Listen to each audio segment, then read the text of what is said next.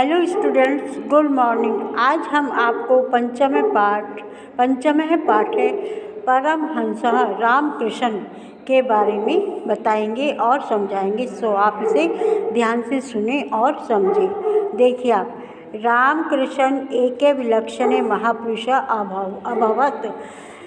रामकृष्ण एक अलौकिक महापुरुष थे। तस्य विषये महात्मा गांधीना उक्तमे। उनके विषय में महात्मा गांधी ने कहा था। तस्य विषय उनके विषय में महात्मा गांधी ने कहा था। परमहंस रामकृष्ण जीवन चरित्र धर्माचरणस्य प्रायोगिकं विवरण विद्यते। क्या कहा था, सुनिए कि रामकृष्ण परमहंस का जीवन चरित्र धर्म के आचरण का व्यवहारिक विवरण है। दोबारा सुन लीजिए कि रामकृष्ण परमहंस का जीवन चरित्र धर्म के आचरण का व्यवहारिक विवरण है।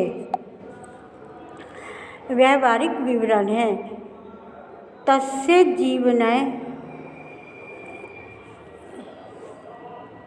जीवने अस्माकं ईश्वरस्य दर्शनाय शक्तिं प्रददाति। अब क्या है, उनका जीवन हमें ईश्वर दर्शन की शक्ति प्रदान करता है। उनका जीवन हमें ईश्वर दर्शन की शक्ति प्रदान करता है। तस्य जीववचनानि न केवलं कस्यचित् निरसानि ज्ञानवचनानि अपितु तस्य जीवनग्रन्थस्य पृष्ठानि है। क्या कहा, उनके वचन, तस्य वचन ने, उनके वचन न केवल किसी के नीरस वचन हैं, अपितु नीरस ज्ञान के वचन हैं, अपितु उनकी जीवन रूपी पुस्तक के पृष्ठ हैं। तस्य जीवनम अहिंसायां मूर्तिमान पादः विद्यते। अब उनका जीवन अहिंसा का साकार पाठ है। तस्य जीवन अहिंसायां मूर्तिमान पाठ विद्यते। उनका जीवन अहिंसा का साकार पाठ है। स्वामी रामकृष्ण परमस्य जन्म बंगेषु हुगली प्रदेशस्य कामारपुकुर स्थाने 1836 ख्रीष्टाब्दे अभवत्। अब आगे देखिए क्या है, स्वामी रामकृष्ण का जन्म बंगाल में हुगली प्रदेश के कामारपुर नामक स्थान में 1836 ईस्वी में हुआ था। कौन सी ईस्वी में था? 1836 ईस्वी में हुआ था। तस्य पितरो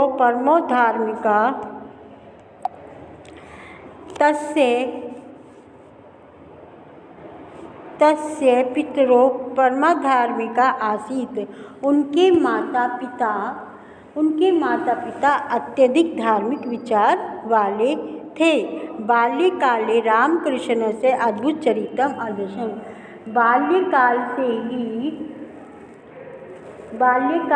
ही रामकृष्ण ने अपने अद्भुत चरित्र को, आदर्शित माने दिखाया। किसको दिखाया? अपने अद्भुत चरित्र को दिखाया।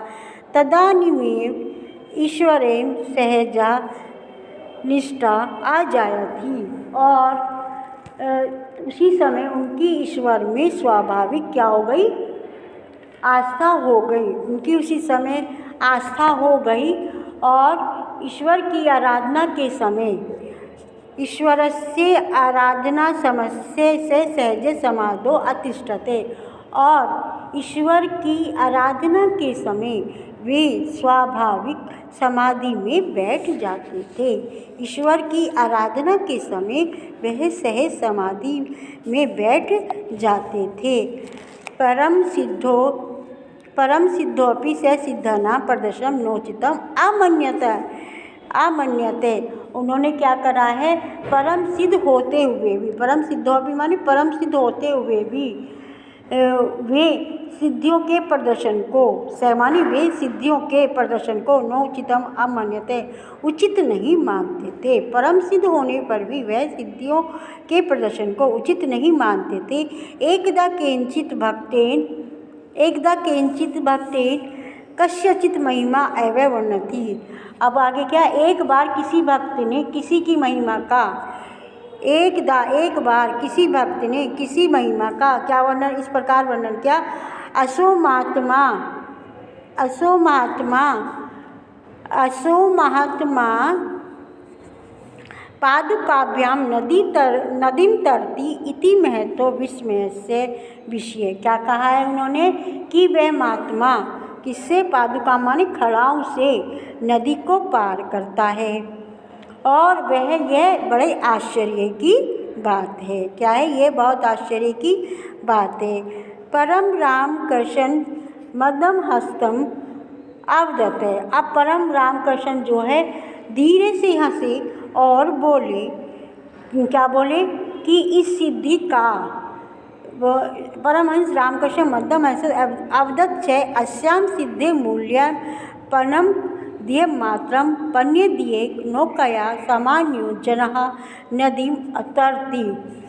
क्या बोले वे कि इस सिद्धि का मूल्य केवल कितने पैसे, 2 पैसे है।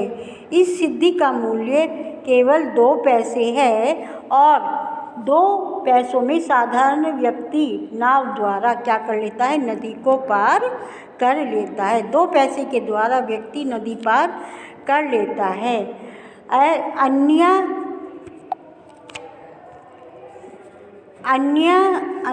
सिद्धिया केवलम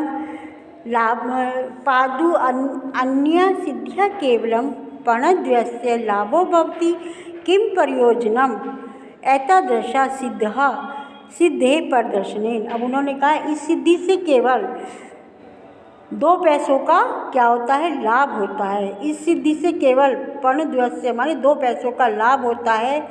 इस प्रकार की सिद्धि के प्रदर्शन से क्या प्रयोजन, इस प्रकार की सिद्धि के प्रदर्शन से क्या प्रयोजन। अब आगे देखिए आप,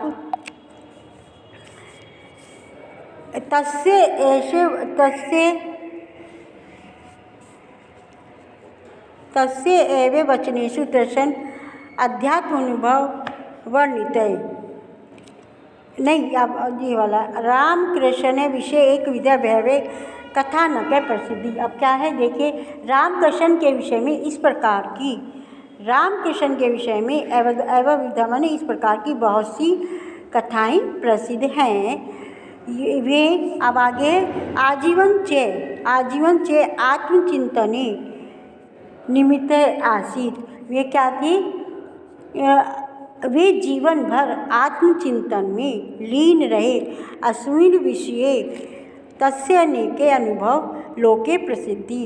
इस विषय में उनके अनेक अनुभव लोके माने संसार में प्रसिद्ध हैं। अब है तस्य एकेव वचनेषु तस्य अध्यात्म अनुभव में वर्णिता। उन्हीं के शब्दों में उनके, तस्य माने उनके ही वचनों में उनके आध्यात्मिक अनुभव वर्णित हैं। अब है देखिए कौन से, पहला देखिए,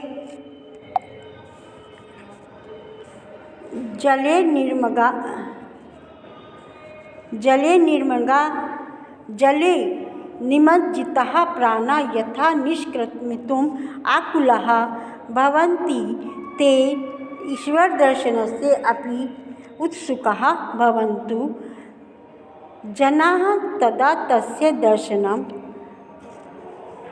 भवितुम् आयुर्ते। अब देखिए इसका क्या है, उन्होंने कहा है कि जल निमज्जता माने जल में डूबे हुए प्राण यथा माने जिस प्रकार निकलने के लिए व्याकुल होते हैं। क्या कहा उन्होंने? जल में डूबे हुए प्राण जिस प्रकार निकलने के लिए आकुल माने व्याकुल होते हैं, तथा उसी प्रकार चेते यदि लोग ईश्वर दर्शन के लिए भी, ईश्वर दर्शनाय माने ईश्वर दर्शन के लिए भी उत्सुक होते हैं, तब उनका ईश्वर का दर्शन हो सकता, उनको उनका दर्शन यानी कि ईश्वर का दर्शन हो सकता है। दूसरा पॉइंट देखिए, किमपि साधनम साधितम मत कृते दिनत्रयाधिकः कालः चैव अपक्षते। क्या बताया उन्होंने? दूसरा, किसी भी साधना को साधित माने पूरा करने के लिए मुझे कितने दिन का समय चाहिए? 3 से अधिक दिन का समय नहीं चाहिए। त्र्यधिक माने 3 दिन से भी अधिक का समय, मुझे किसी साधना को पूरा करने के लिए 3 दिन से अधिक का समय नहीं चाहिए। तीसरा पॉइंट देखिए, वो क्या कह रहे हैं कि ना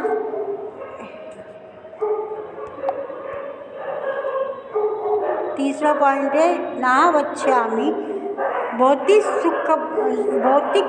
सुख प्रदाम विद्याम अहम तु सा विद्याम वांछामि यथा हृदय ज्ञानस्य उदयो भवति। क्या कहा उन्होंने?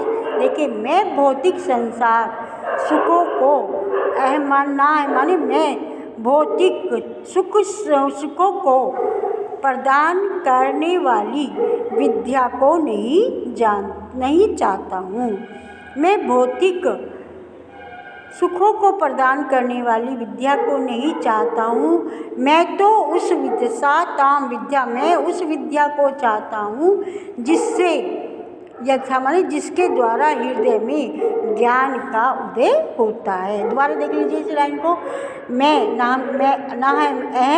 मैं सांसारिक सुखों को प्रदान करने वाली विद्या को नहीं चाहता हूँ, मैं तो उस विद्या को चाहता हूँ जिसके द्वारा हृदय में ज्ञान का उदय होता है, जिसके द्वारा ज्ञान का उदय होता है। अब आगे देखिए,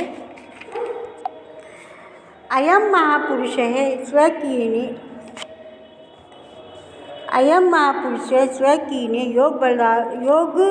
योगाभ्यास बलेने एतावान महान संगता। क्या कहा इन्होंने कि यह महापुरुष, अयम महापुरुष यह महापुरुष अपनी योगाभ्यास के बल से ही इतने महान हो गए हैं। स ईदर्शी विवेकी शुद्ध चित्तश्च आसीत यस्य स तस्य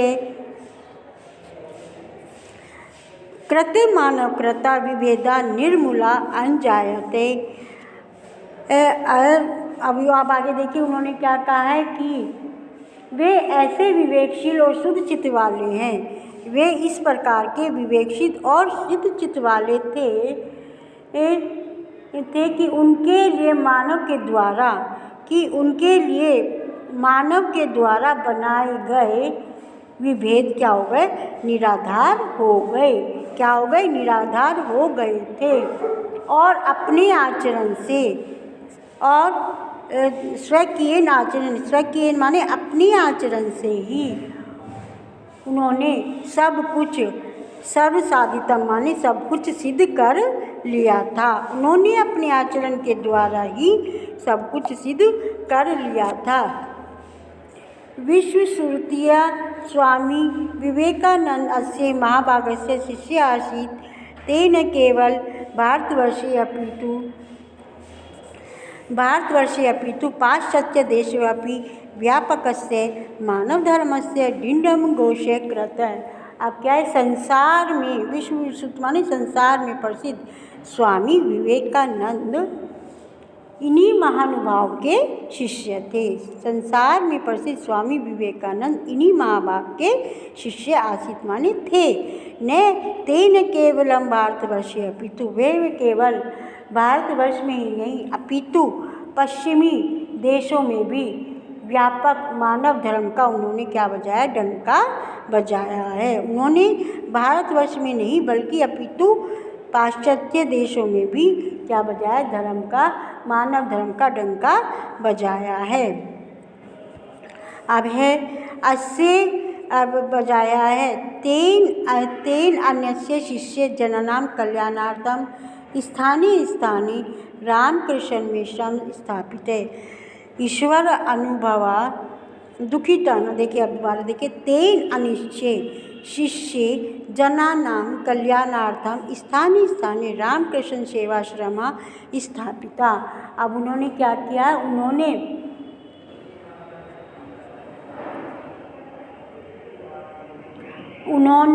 और उनके दूसरे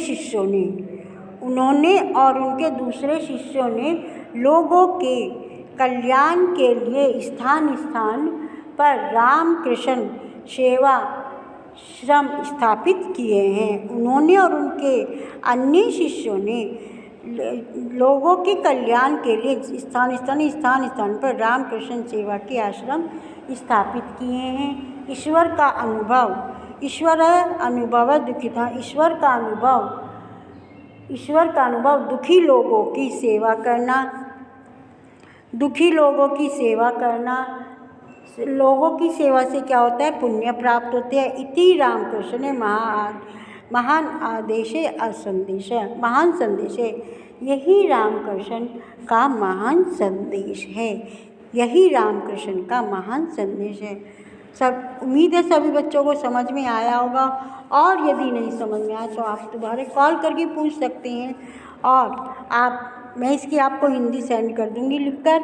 आप बहुत ध्यान से इसको पढ़ेंगे, क्योंकि अब जो एग्ज़ाम में टेस्ट होगा, जो अब आपका थर्ड टर्म का टेस्ट होगा, वो इसी से संबंधित इसमें से क्वेश्चन आएंगे और हिंदी इसकी आएगी। सो आप इसको बहुत अच्छी तरह से याद करें। जो मैं काम सेंड करी हूँ उसको बहुत ध्यान से आप पढ़ें, उसी में से आपका थर्ड टर्म का आएगा।